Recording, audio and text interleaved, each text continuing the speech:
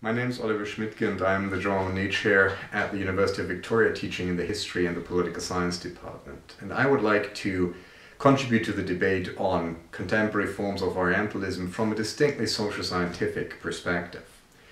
And, you could say, how would you refer back to the seminal work that has been produced in the field of Orientalism, namely Said's 1978 book.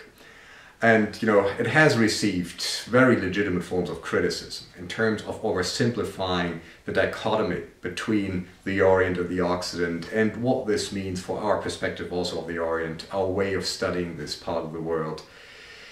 Still, and that is the argument that I would like to put to you here, is to say that in a very strange way and almost eerily Said's study on Orientalism still has to tell us a lot of things about current forms of discursive representation of the Orient and its impact it has on structuring the relationship between the West and the Oriental Islamic world, both internationally but also in terms of how we treat recent immigrants from the Muslim world in the Western context, in particular the European one.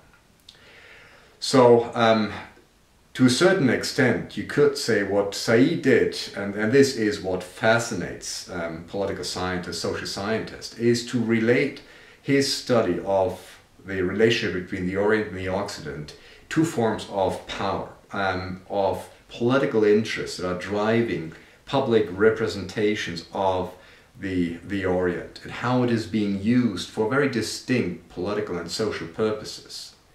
And what Said did was to look primarily at the post-colonial fights against the justification of the occupation of the Arab world by Western powers. And you could, very justifiably so, argue, look, that is very much a part of past history, and we live now in the 21st century, and isn't this, his study somewhat outdated?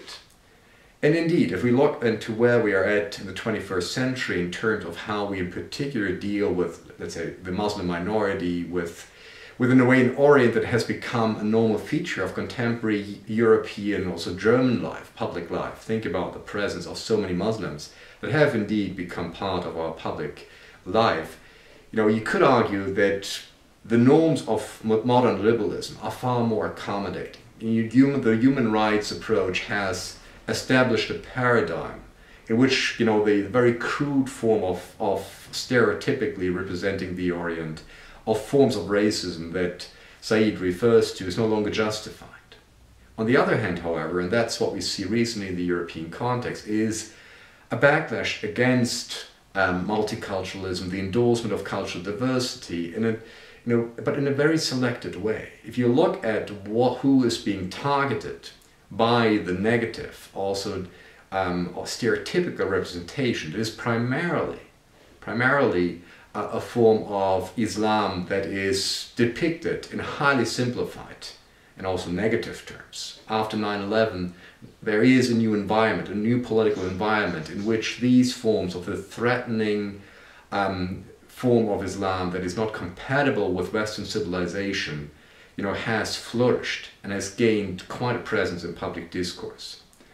And so what we could say, and that is where I would like to push this, is what Balibar calls a new form of differentiated racism, one that is no longer based on biological difference, but one that is based on cultural difference. The argument here that certain forms of cultural and religious practice are incompatible with the West, that this provides a new justification for forms of social exclusion.